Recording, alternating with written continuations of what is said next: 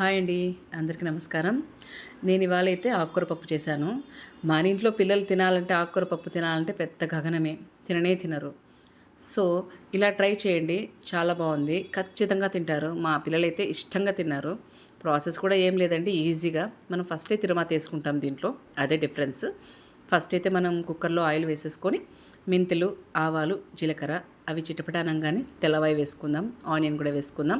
అవి కొంచెం వేగంగానే పచ్చిమిరపకాయలు కూడా వేసుకుందాము. అవి కొంచెం బాగా వేగాక మనం కందిపప్పు నానబెట్టుకుంటాం కదా, ఆ కందిపప్పు కూడా వేసేసి అది కూడా కొంచెం వేగనిద్దామండి. అది బాగా వేగాలి కందిపప్పు, అదే టేస్ట్, అప్పుడే టేస్ట్ వచ్చేది.